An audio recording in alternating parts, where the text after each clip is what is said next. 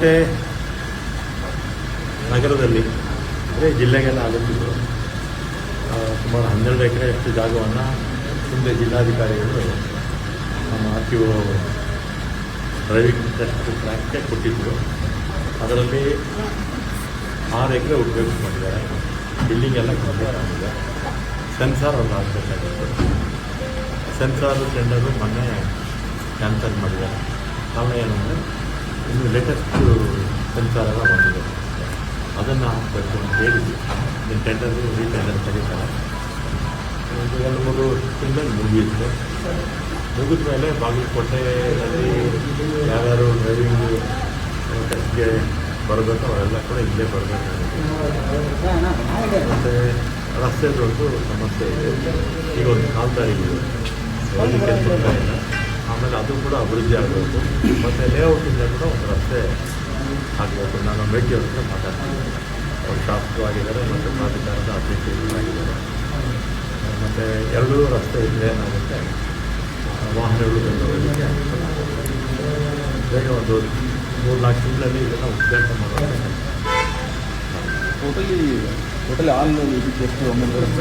8 ಕೋಟಿ 8.03 ಸೆನ್ಸಾರ್ ಬಿಟ್ಟು ಸೆನ್ಸಾರ್ಗೆ ಸಪ್ರೇಟಾಗಿ ಅದು ಸಿಗುತ್ತೆ. ಒಂದು 10 ಕೋಟಿ ಅದರಲ್ಲಿ ಆಗುತ್ತೆ. 9 ಕೋಟಿಯಲ್ಲಿ 803 ಸೈಟು ಟ್ಯಾಕ್ಸು ಮತ್ತು ಸೆನ್ಸಾರ್ ಸೇರಿ 97 ಲಕ್ಷ ಸರ್. ಪ್ರಾಜೆಕ್ಟ್ 8 ಕೋಟಿ ಇನ್ಕ್ಲೂಡಿಂಗ್ GST ಎಲ್ಲ ಬಿಟ್ಟರೆ 8 ಕೋಟಿ. ಮುಂದಕ್ಕೆ ಅವ್ರನ್ನ ಕಾಂಪೌಂಡು ಹಾಕಬೇಕಾಗುತ್ತೆ. ಕಾಂಪೌಂಡ್ಗಿಂತಲೂ ಮುಂಚೆ ನಮ್ಗೆ ಇಂಪಾರ್ಟೆಂಟು ರಸ್ತೆ ಆಗಬೇಕು. ನಾನೇ ಭೇಟಿ ಅವ್ರ ಮಾತಾಡಿದ್ವಿ. ಈಗ ಇರ್ತಕ್ಕಂಥ ರಸ್ತೆ ಅಭಿವೃದ್ಧಿ ಮಾಡಿಕೊಡೋದೊಂದು ಮಂಡ್ ರಸ್ತೆ ಅದು. ಈಗ ಲೇಔಟಿಂದಾನೆ ಒಂದು ಅಪ್ರೋಚ್ ರೋಡ್ ಕೊಡ್ತಾರೆ. ಜೊತೆ ಇದೆಲ್ಲ ಓಕೆ ಸರ್, ಇಲ್ಲ ಹೊಸ ಕಟ್ಟಡ ಆಯಿತು. ಈಗ ಏಜೆಂಟ್ರ ಹಾವಳಿ ನಿಲ್ಲಿಸುವುದು ಅಲ್ಲ, ಮನೆ ಕೂಡ ಸರ್ವೆ ಆಗಿದೆ ಸರ್. ಆನ್ಲೈನೇ ಈಗ ಬಹುತೇಕ 34 ಆನ್ಲೈನ್ ಸರ್ವಿಸಸ್ ಇದೆ. ಜನ ಯಾರು ಕೂಡ ಆಫೀಸ್ಗೆ ಬರಬೇಕಾಗಿದೆ. ಆದರೂ ದೂರುಗಳಿಲ್ಲ.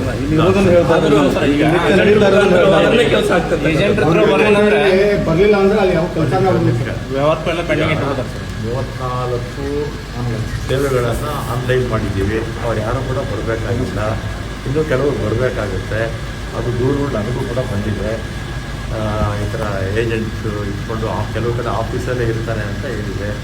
ಮೊನ್ನೆ ಕಮಿಷನರ್ಗೆ ಹೇಳಿ ಸರ್ಕ್ಯುಲರ್ ಕೊಟ್ಟು ಆ ಥರ ಯಾರಾದರೂ ಕಚೇರಿ ಒಳಗಡೆ ಆ ಥರ ಏಜೆಂಟ್ಸ್ ಇಟ್ಕೊಂಡಿದ್ರೆ ಅಲ್ಲಿನ RTO ಅಥವಾ ARTO ಯಾರಿರ್ತಾರೋ ಅವರೇ ಜವಾಬ್ದಾರಿ ಅಂತ ಸರ್ಕಾರ ಕೊಡಿ ಬಂದಿದೆ. ಎಲ್ಲರ ಸ್ಪೆಸಿಫಿಕ್ ಆಗಿ ಈ ತಗಡೆ ಮಾಡ್ತಾ ಇದ್ದಾರೆ ಅಂತ ದೂರು ಕೊಡಿ, ಅವ್ರ ಮೇಲೆ ಕ್ರಮ ತಗೊಳ್ಳಿ. ಇನ್ನೊಂದು ಇಲ್ಲೇ ಬಾಗಲಕೋಟೆ ಇಲ್ಲಿ ಇರುವಂಥ RTO ಕಚೇರಿಯನ್ನ ಕೆಲವೊಂದಿಷ್ಟು ಅಧಿಕಾರಿಗಳು ಹೊರಗಡೆ ರಸ್ತೆ ಮೇಲೆ ಗಾಡಿ ನಿಲ್ಲಿಸುವ ಒಂದು ವಿಚಾರದಲ್ಲಿ ಅನ್ನೋನ್ ಪರ್ಸನ್ ಇಲಾಖೆಗೆ ಸಂಬಂಧಪಡದೆ ಇರುವಂಥ ವ್ಯಕ್ತಿಗಳನ್ನ ಹೋಗಿ ವಸೂಲಿ ಮಾಡ್ತಾ ಇದ್ದಾರೆ. ಜೊತೆನೇ ಇದ್ದಾರೆ ಈಗ ಅವರು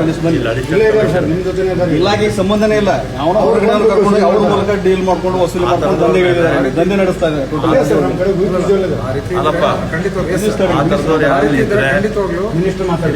ಆ ಥರದ ಏನಾದ್ರು ನಿಮ್ಗೆ ಕಂಡು ಬಂದರೆ ನೀವು ಸಂಬಂಧಪಟ್ಟ ಯಾರು ಅಧಿಕಾರಿ ಇದ್ದಾರೆ ಅವ್ರನ್ನ ಸಸ್ಪೆನ್ಷನ್ ಮಾಡೋದಕ್ಕೆ ಕಮಿಷನರ್ಗೆ ಕಳಿಸಿ.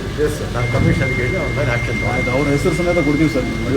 ವಿಡಿಯೋನೂ ಕೊಡ್ತೀವಿ ಸರ್. ದಿನಕ್ಕೆ 1 ಲಕ್ಷದಷ್ಟು ವಸೂಲಿ ಮಾಡ್ತಾರೆ ಸರ್. ಈಗ ಆನ್ಲೈನು ಸೇವೆಗಳು ಮಾಡಿದರೆ ಉದ್ದೇಶ ಏನು, ಜನ ಬರೋದು ಬೇಡ, ಕಚೇರಿಗಳು ಬರೋದು ಬೇಡ ಅಂತ ಅದನ್ನು ಹೆಚ್ಚು ಸದುಪಯೋಗ ಮಾಡ್ತಾರೆ. ಈಗ ಸ್ಪೆಸಿಫಿಕ್ ಆಗಿ ಏನಾದರೂ ಕಂಪ್ಲೇಂಟ್ ಬಂದರೆ ನೇರವಾಗಿ ನನಗೆ ಈ ಊರಿನಲ್ಲಿ ಇರುವಂತಹ ಪುಂಡ ಪುಕರಿಗಳನ್ನ ಕರ್ಕೊಂಡೋಗಿ ಹಣ ವಸೂಲಿ ಮಾಡುವಂಥದ್ದು ಎಷ್ಟು ಮಟ್ಟಿಗೆ ಸರಿ ಅಂತಂದ್ರೆ ಇಲಾಖೆ ಮಾನ ಮರ್ಯಾದೆ ಹರಾಜಾಗೋದು. ಆ ಥರ ಏನಾದರೂ ಇದ್ದರೆ ನನಗೆ ದೂರು ಕೊಡಿ. ಸಂಬಂಧಪಟ್ಟ ಅಧಿಕಾರಿನ ಶಿಸ್ತು ಕ್ರಮ ಅಂದರೆ ಸಸ್ಪೆನ್ಷನು ಅಥವಾ ಇನ್ನೇನಾದರೂ ಮಾಡೋದು ಸರಿ ಸರಿ. ಈಗ ಪಾಕ್ ಭಾರತದ ಕನ್ನಡ ವಿರಾಮ ಆಯಿತು. ಏನು ರಾಜಕೀಯವಾಗಿ ಇದು ಟರ್ನ್ ಆಗ್ತಾ ಇದೆ ಅಂತ ಈಗ 1947ರಲ್ಲಿ ಪಾಕಿಸ್ತಾನ ಭಾರತ ಬದಿಯಾಯಿತು. ನೆಹರೂರ ವಿರುದ್ಧಾಗಲೇ ಚೈನಾ ಒಂದ್ಸರಿ ಯುದ್ಧ ಮಾಡಿದ್ರು. ಆಮೇಲೆ ಶಾಸ್ತ್ರಿಯವರು ಇದ್ದಾಗ ಪಾಕಿಸ್ತಾನದಲ್ಲಿ ಮತ್ತೆ ಯುದ್ಧ ಆಗಿತ್ತು. ಆಮೇಲೆ ಇಂದಿರಾ ಗಾಂಧಿಯವರು ಎರಡು ಭಾಗವಾಗಿ ಪಾಕಿಸ್ತಾನವನ್ನು ಮಾಡಿದ್ರು. ಆಮೇಲೆ ಕಾರ್ಗಿಲ್ ಯುದ್ಧ ಕೂಡ ಆಯಿತು ಪಾಕಿಸ್ತಾನದಿಂದ. ಮತ್ತು ಮೊನ್ನೆ ಕೂಡ ಸರ್ಜಿಕಲ್ ಸ್ಟ್ರೈಕ್ ಅಂತ ಮಾಡಿದ್ರು. ನನ್ನ ಅಭಿಪ್ರಾಯದಲ್ಲಿ ಪಾಕಿಸ್ತಾನ ಪದೇ ಪದೇ ಚೇಷ್ಟೆ ಮಾಡ್ತಾನೆ ಇರುತ್ತೆ. ಆಮೇಲೆ ಬಹುತೇಕ ಎಲ್ಲ ಭಯೋತ್ಪಾದಕರಿಗೆ ಇಲ್ಲಾಗಿರ್ತಕ್ಕಂಥ ಘಟನೆಗಳು, ಪುಲ್ವಾಮಾ ಇರ್ಬೋದು, ಪಹಲ್ಗಾಮ್ ಇರ್ಬೋದು, ಅಥವಾ ಅಕ್ಷರಧಾಮ ದೇವಸ್ಥಾನ ಇರ್ಬೋದು, ಅಥವಾ ತಾಜ್ ಹೋಟೆಲ್ ಇರ್ಬೋದು, ಒಂದು 10 ಇನ್ಸಿಡೆಂಟ್ಸ್ ಇದೆ. ಎಲ್ಲ ಪಾಕಿಸ್ತಾನ ಅದಕ್ಕೆ ಕುಮ್ಮಕ್ಕು ಕೊಟ್ಟಿದೆ. ಪಾಕಿಸ್ತಾನದ ರಾಜಕಾರಣಿಗಳು ಕುಮ್ಮಕ್ಕು ಕೊಡ್ತಾರೆ, ಪಾಕಿಸ್ತಾನದ ಸೇನೆ ಕೂಡ ಕೊಟ್ಟಿದ್ದಾರೆ. ಇದು ಮೊನ್ನೆ ಪ್ರಾರಂಭ ಆಗಿತ್ತಲ್ವ, ಚೆನ್ನಾಗಿ ಬುದ್ಧಿ ಕಲಿಸಬೇಕಾಗಿತ್ತು ಪಾಕಿಸ್ತಾನಕ್ಕೆ. ಇನ್ನೊಂದ್ಸಲಿ ನಮ್ಮ ತಂಟೆಗೆ ಬರೋದಾಗಿ ಮಾಡಬೇಕಾಗಿತ್ತು ಅಂತ ನಮ್ಮ ಅಭಿಪ್ರಾಯ. ಸರ್ 4 ದಿನಕ್ಕೆ ಆಮೇಲೆ ಈ ವಿಚಾರದಲ್ಲಿ ಎಲ್ಲ ನಮ್ಮ ದೇಶದಲ್ಲಿರ್ತಕ್ಕಂಥ ಎಲ್ಲ ವಿಪಕ್ಷಗಳು ಕೂಡ ನಮ್ಮ ಕೇಂದ್ರ ಸರ್ಕಾರಕ್ಕೆ ಬೆಂಬಲ ಕೊಟ್ಟಿದ್ರು. ಎಲ್ಲ ಒಟ್ಟಾಗೆ ಎಲ್ಲ ನಾವು ನಿಮ್ಮ ಜೊತೆಲಿ ಇದ್ದೀವಿ ಅಂತೆಲ್ಲ ಕೂಡ ಹೇಳಿದ್ದು. ಇಂಥ ಸಂದರ್ಭದಲ್ಲಿ ಬಗ್ಬಡಿಯುವಂಥ ಕೆಲಸವನ್ನು ಮಾಡಬೇಕಾಗಿತ್ತು. ಟ್ರಂಪ್ ಅನಾವಶ್ಯಕವಾಗಿ ಮಧ್ಯೆ ಬಂದು ಇದು ನಮಗೆ ಒಂಥರ ಮುಜುಗರ ಆಯಿತು. ಅಲ್ಲ, ಮೋದಿ ಅವರು ಎಲ್ಲೋ ಟ್ರಂಪ್ನವ್ರಿಗೆ ಶರಣಾಗಿಬಿಟ್ರ ಅಂತಂದು ಇದನ್ನೆಲ್ಲ ನೋಡಿದ್ರೆ ಅದನ್ನು ನಾನು ಯಾಕೆ ಹೇಳಿ, ಮಾಧ್ಯಮದವ್ರು ನೀವೇ ಆಗಿ ನಮ್ಮ ಮನೇಲಿ ಮಾಡಿ ನಿಮ್ಮ ಸಹಕಾರ ಮತ್ತು ನಿರೀಕ್ಷೆ ಇದು ಆಗಲಿಲ್ಲ ಅಂತ. ಈಗ ಒಂದು ಕಡೆ ಪದೇ ಪದೇ ನಮಗೆ ಕೈ ಸಿಗೋದಿಲ್ಲ. ಯಾರು ಹೆಂಗಳು ಹೊಡಿಬೇಕು ಅಲ್ವಾ? ಅಲ್ಲ, ಸಿಗಾಕೊಂಡಿದ್ರು. ಇನ್ನೊಂದ್ಸಲಿ ನಮ್ಮ ತಂಟೆಗೆ ಬರಬಾರ್ದು, ಭಾರತ ತಂಟೆಗೆ ಆ ರೀತಿ ಮಾಡಬೇಕು. ಬೇರೆ ಬೇರೆ ರಾಷ್ಟ್ರಗಳು ಕೂಡ ಈ ಸರಿ ದೇಶ ಕೇಂದ್ರ ಸರ್ಕಾರದ ಜೊತೆಲಿತ್ತು. ಬೇರೆ ದೇಶ ಎಲ್ಲ ಪಕ್ಷಗಳು, ಜನ ಎಲ್ಲರೂ ಕೂಡ ಪಾಕಿಸ್ತಾನಕ್ಕೆ ಬುದ್ಧಿ ಕಲಿಸ್ಬೇಕು ಅಂತಲೇ ಎಲ್ಲರ ಮನಸ್ಸಲ್ಲೂ ಕೂಡ ಇವನ್ ಬೇರೆ ರಾಷ್ಟ್ರನೂ ಕೂಡ ಈ ಸರಿ ಎಲ್ಲ ಈವನ್ ಬೇರೆ ಬೇರೆ ರಾಷ್ಟ್ರಗಳಿದೆಯಲ್ಲ, ಮುಸ್ಲಿಂ ರಾಷ್ಟ್ರಗಳು ಕೂಡ ಮುಸ್ಲಿಂ ರಾಷ್ಟ್ರಗಳು ಕೂಡ ನಮ್ಮ ಪಾಕಿಸ್ತಾನಕ್ಕೆ ಯಾರು ಸಪೋರ್ಟ್ ಸರ್, ಇವಾಗ ಸಪೋರ್ಟ್ ಮಾಡಿ ಟ್ರಂಪ್ ಮಧ್ಯಸ್ಥಿಕೆ ಬೇಡ ಅಂತ ಹೇಳ್ತಾರೆ. ಅನಾವಶ್ಯಕ. ಟ್ರಂಪ್ ಅಲ್ಲಿ ಹೇಳ್ತಾರೆ ಸಿಮ್ಲಾ ನಾನೇ withdrawal ಸಿಮ್ಲಾ ಒಪ್ಪಂದದಲ್ಲಿ ಮುಂದಕ್ಕೆ ಯಾವುದೇ ನಮ್ಮ ಮತ್ತು ಪಾಕಿಸ್ತಾನದ ವಿರುದ್ಧ ಏನಾದರೂ ಘಟನೆ ನಡೆದಾಗ ಮಧ್ಯವರ್ತಿ ಬೇಡ, ನಾವೇ ಮಾತಾಡಬೇಕು ಅಂತೇಳಿ ಸಿಮ್ಲಾದಲ್ಲೇ ತೀರ್ಮಾನ ಆಗಿತ್ತು ಅಲ್ವಾ? ಅನಾವಶ್ಯಕವಾಗಿ ಟ್ರಂಪ್ ಮಾತಿಗೆ ಬೆಲೆ ಕೊಟ್ಟಿದ್ದು ತಪ್ಪು. ಮತ್ತು ಈ ಥರದ ಅವಕಾಶ ಪಾಕಿಸ್ತಾನಕ್ಕೆ ಬುದ್ಧಿ ಕಲಿಸುವಂಥ ಅವಕಾಶ ಸಿಗುತ್ತೆ ಇರೋ ಗೊತ್ತಿಲ್ಲ. ಆಮೇಲೆ ಉಗ್ರಗಾಮಿಗಳನ್ನು ಮಠ ಹಾಕಬೇಕು, ಅವನ್ನ ಹೊಡೆದು ಸಾಯಿಸಬೇಕು. ಉಗ್ರಗಾಮಿಗಳು ಮನೆ ಯಾರು ಗಲಾಟೆ ಮಾಡಿದ್ದಾರೆ, ಅವ್ರು ಯಾರು ಗಲಾಟೆ ಮಾಡಿದ್ದಾರೆ ಇನ್ನೂ ಅವರು ಬರ್ತಿದಾರೋ ಇನ್ನೂ ಗೊತ್ತಿಲ್ಲ.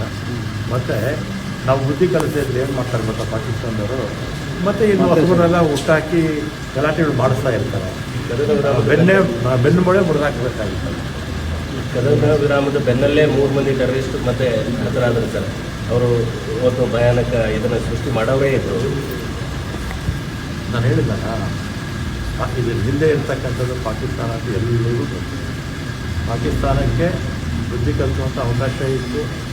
ಸ್ವಲ್ಪದರಲ್ಲಿ ನಾವು ಟ್ರಂಪ್ ಬಂದಿದ್ದರಿಂದ ಸ್ವಲ್ಪ ಹಿನ್ನಡೆ ಆಯಿತು. ಆದರೂ ನಮ್ಮ ಸೈನ್ಯ ಭಾಳ ಚೆನ್ನಾಗಿ ಕೆಲಸ ಮಾಡಿದೆ. ನಮ್ಮ ಸೈನ್ಯ, ನಾನು ಕೂಡ ನಮ್ಮ ಮುಜರಾ ಇಲಾಖೆ ವತಿಯಿಂದ ನಮ್ಮ ಸೈನ್ಯಕ್ಕೆ ಒಳ್ಳೆಯದಾಗಲಿ ಮತ್ತು ಅವ್ರ ಕುಟುಂಬದವರು ಒಳ್ಳೆಯದಾಗಲಿ. ನಾವು ನಮಗೋಸ್ಕರ ರಾತ್ರಿ ಹಗಲು ದೇಶವನ್ನು ಕಾಯುವಂಥ ಕೆಲಸವನ್ನು ಮಾಡ್ತಾ ಇದ್ದಾರೆ ಅಂತ ವಿಶೇಷ ಪೂಜೆ ಮಾಡಿಸಿದ್ವಿ ರಾಜ್ಯಾದ್ಯಂತ ಎಲ್ಲ ಕಡೆ.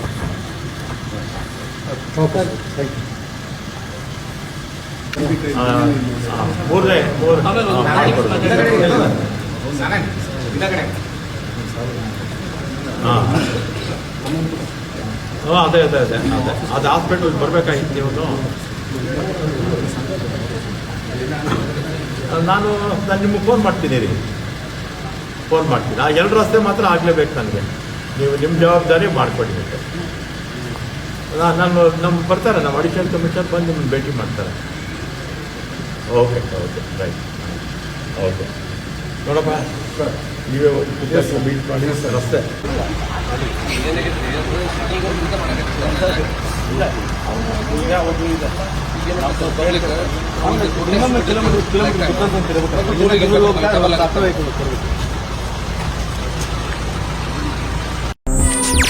ಹೆಚ್ಚಿನ ಸುದ್ದಿಗಳಿಗಾಗಿ ನಮ್ಮ ಚಾನೆಲ್ನ ಸಬ್ಸ್ಕ್ರೈಬ್ ಮಾಡಿ.